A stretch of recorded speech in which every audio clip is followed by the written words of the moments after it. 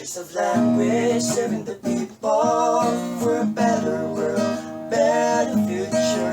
Guiding the path, make the world speak. And today, English will grow. English today, English today. You're fully equipped and always ready. Good, right, speak, listen, test, and view. Together we stand. English today.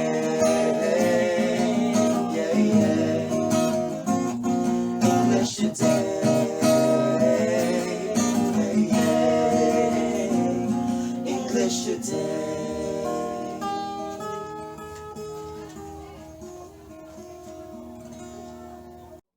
Welcome to the new episode of English Today for pre-service teachers, Mentors and professionals. in enriching language teaching at its best.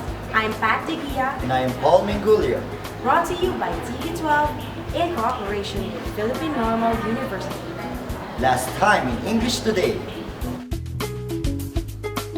We've been introduced to different strategies and methods employed in the teaching of literature. We've known that these strategies help the students develop their love of literature as they learn how to understand and make use of the text in developing their language skills. Teachers need not only know how to teach the language, but also to test it. So for today's episode, we are going to explore Language testing. So to start with, let us talk about the macro skills. Yes, so can you tell to our viewers what are the 4 macro skills? Our macro skills are listening, speaking, reading, and writing. But we're also going to talk about vocabulary. Well, that's good. So why do you think teaching those macro skills is significant? Well, these are essential for our communication process because these will help you in your workplace, in social situations, and even in your personal life. Yes, and being good at only one of these communicative skills will not help you to smooth away any difficulties which may arise during the communication process. Because each are equally vital, so each is interrelated. Listening is a communication technique that requires listener to understand, interpret, and evaluate what he or she hears. Listening effectively improves personal relationship through the reduction of conflicts and it strengthens cooperation through a collective understanding. So before we test listening, we must know that testing listening is separated from testing speaking because it is possible for a student to develop listening skills beyond speaking. Now let's go back to our classroom. Okay, good morning class. So for our listening activity for today, we're going to discriminate between sounds. So all you have to do is to underline the correct answer in your worksheets as I see the word. Is that clear? Okay, so for item number 1, fun, fan. Again, fun, fan. What seems to be the problem? That's right. The teacher failed to consider the discrimination between sounds that made the student puzzled about the item. So what could a teacher have done? Okay, class, listen carefully. For item number 1, fan. Again, fan. Approved! Because in testing listening, the teacher should pay attention to the elements in their pronunciation because it may mislead the students to the correct answer. What other testing listening principles we may apply? The teacher, when giving a listening text, must carefully prepare the material, meaning it must be modified and be applied to make them good for reading aloud. Another thing, when using recorders as the material for listening tests, the teacher must use high-quality recorders since records have the tendency to produce unreliability, especially when testing discrete features. Speaking is vocalization of human communication, being able to reiterate an idea, concept or opinion, etc. through speech is essential in the communicative process. Being able to relate what you're thinking in effective, concise, and direct manner allows you to present communication effectively with others in a variety of situations. This avoids the elements of confusion that may lead to conflict, but it allows for self-development and growth, most especially if your idea is presented effectively in a workplace. This can help provide elements of control in any given situation by self-management. And in the same way with writing, orientation or preparatory activities are important before you test a student's speaking skills. Now let's have a look at our classroom. So, good morning, class. Good morning, class. Okay, so for today, I have prepared a surprise oral participation. No, just simple questions. Are you all ready? Okay. Okay. Instructions, listen very carefully. Excuse me. Okay. First, you're just going to pick a question here. And you're going to answer it in a minute in a complete sentence. Is that clear? Yes, ma'am. Okay. For this question, wait. For this question, I want Jackie to answer. In front, go. Read and answer. Go. The question is, do you believe that anything that corresponds Okay. with Fulgens is Horus? Why? Ma'am, 30 seconds.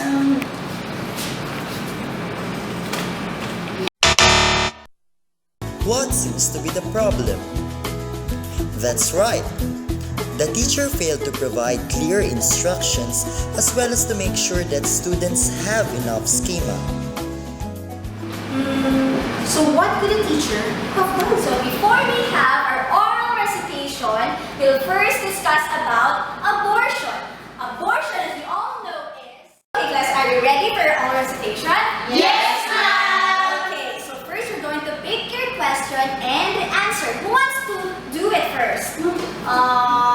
Yes, Noel. Front, please. Okay, so pick your question. It's okay. Ma'am, the question is, how can we prevent abortion? So how can we prevent abortion? So Noel, for you, how can we prevent abortion? Ma'am, in order to prevent abortion, we need seminars. Yeah, we need to attend seminars. What else? Approved!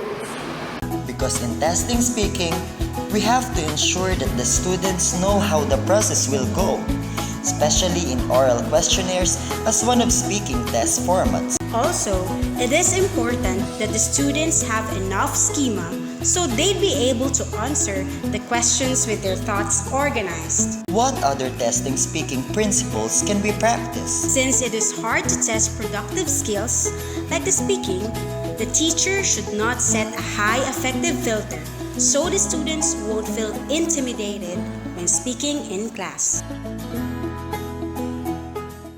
Reading is a means of language acquisition in a communicative process. Reading comprehension involves decoding symbols with the intention of deriving meaning from the text. This can then be used for further processes such as sharing knowledge, self-development, or simply relaxation, and escapism into the realms of fiction. Reading can also significantly improve other microskills such as spelling, evaluative processes, and imagination. Before we test reading comprehension, we must also consider some principles, like the skills needed in reading. We have the scanning, skimming, noting important details, finding meaning, inferencing, and prediction. Also, we need to be reminded on the 3 basic reading models. What are those? The bottom-up, top-down, interactive compensatory. Now let's go back to our class. Good morning, class. Good morning, ma'am. Alright, so today we are going to read the Epic of Gilgamesh. Ma'am, Oh, of course, that you can manage that. I'll be giving you 10 minutes to read the text, and then afterwards I'll be giving you text about them. What seems to be the problem? That's right. The time required by the teacher for the reading comprehension test is not reasonable. So what could a teacher have done? Alright, class, before we proceed to our reading comprehension test, let us review about what we have discussed about Gilgamesh. Do you still remember? Yes, ma'am. Alright, so let's proceed first to the plot. In the first scene, what can you remember? Alright, class, are there any questions about the epic Gilgamesh? Alright, very good. So I'll be giving you 30 minutes to answer this reading comprehension test. Approve. For a reading comprehension test, allow longer time for the students so they may fully understand the story and answer the questions with clear thought. What other testing reading comprehension principles can we practice? The reading passage you will choose must be consistent with the broader aims of the course. Also, provide shorter items for more difficult passage and longer items for easier passage. In constructing the test items, avoid putting too much facts or figures because they may be detrimental. Also, avoid items that contain double negatives and disjunctors which may be true for the item. Writing is the representation of language in text form. It is needed for transmitting information effectively, keeping records of information and experiences, and relating this information from user to user. Writing is the creation of meaning, and the information derived from it can be passed on. How do we test writing? Before we test writing, we must know the different writing skills. And these are language use, mechanics, treatment of content, stylistic skills, and judgment skills. Now, let's go back to our classroom. Okay, class, I want you to write about anything. Anything, ma'am? Yes, anything. So I want you to write about any topic, any length. So I want you to get a whole sheet of paper.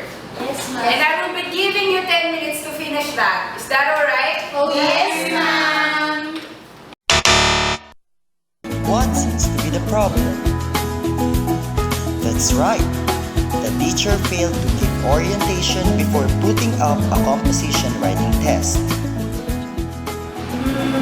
So what could a teacher have done? Before your writing activity, first we will read a poem about teachers and you will construct your essay. Your essay should be 350 words and I will give you enough time to finish it. After you finish your essay, you will find a partner who will peer assess your work. Approve!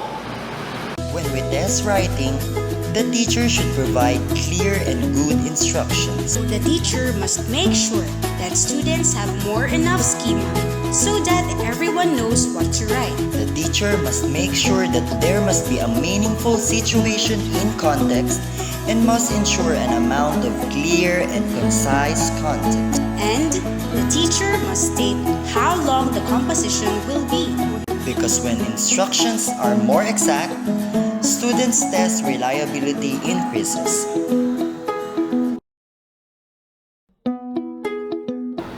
Vocabulary is the stock of words used by or known to a particular group of people or group of persons. It is all about words. Words in a language are a special set of words you are trying to learn. So why do we need to test vocabulary?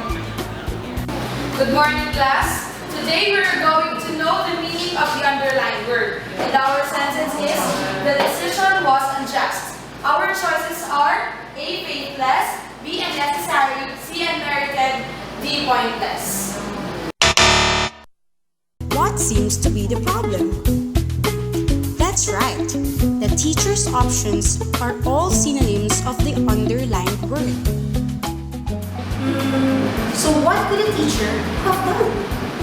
Class, for our first sentence, we have, the person is so well guarded that all attempts to escape have been futile. We have choices here: A, pointless or useless; B, occupied with danger; C, successful; D, planned. We have words or phrases that will help us come up to the meaning of the word. And who would like to answer? Yes? Kindly underline them, please.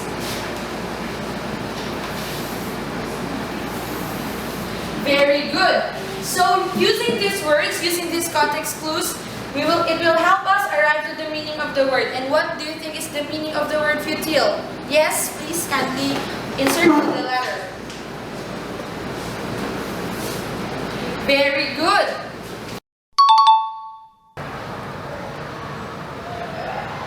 In testing vocabulary, we must remember the fact that synonyms are not interchangeable, which is the common mistake of the students. No words have the same meaning. Hence, by doing so, we will only puzzle our testees. This time, the teacher did the right thing by putting not the synonym but the meaning of the word. By doing so, the students will be able to point out the meaning of the word as how one understands it. What other principles in testing vocabulary have you observed? The STEM, or the question for vocabulary tests, should contain context clues to help students arrive in the meaning of the unfamiliar word. Options in replacing the stem must be grammatically correct.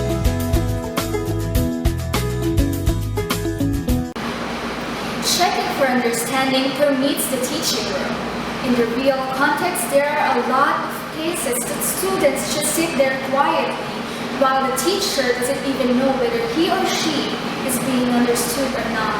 And in some cases, the students are too confused to answer, or maybe they are too embarrassed to show their lack of understanding in front of others. And sometimes they may not be aware of what they do and do not understand. And most of the time, they think they get it, but in fact, they don't. There are 4 elements that should be present in checking for understanding. Number 1. Align with enduring understanding. The teacher should not give random quizzes, and all knowledges should add up to enduring understanding. Number 2. Allow for differentiation. The teacher should employ different strategies and methods to accommodate different kinds of learners. Number 3. Focus on gap analysis. The teacher should analyze what the students know and need to know, and how he or she could bridge that gap. Number 4. Precise teaching. The teacher should pinpoint and meet the needs of each student. Research suggests that an important part of learning process in all content areas is identifying and confronting misconceptions that can interfere with learning. Tasks associated with application, analysis, synthesis, and evaluation are frequently designed as projects and performances. This is another way to check for understanding. Ultimately, we must see how our students choose and use information while taking part in a meaningful activity. There are 4 elements in setting projects and performances. Number 1. Learning appropriate goals. The project should be connected to a learning goal or learning experience. Number 2. Scaffolds for students and teacher learning. The projects and performances should assist learning and should be cumulative.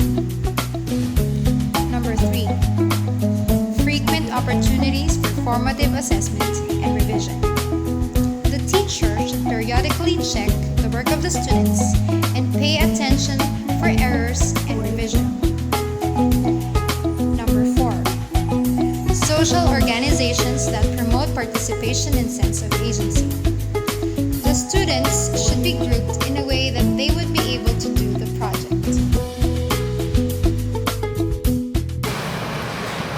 When we view these events as opportunities to check for understanding, we gain insights into the extent to which our students have transferred their learning into new situations. Oh, welcome back! So what have we learned for today's episode?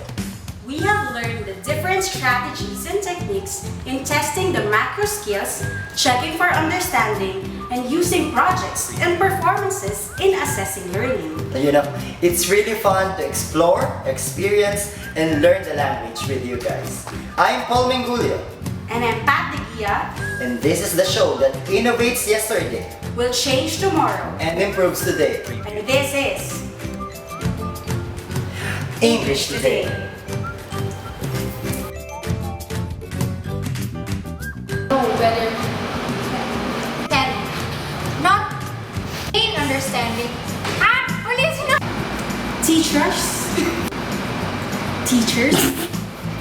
We have learned. Okay, so I'm Paul. Mali daw. Change tomorrow. And if ay ba tumawa? Improve today. Mali improves.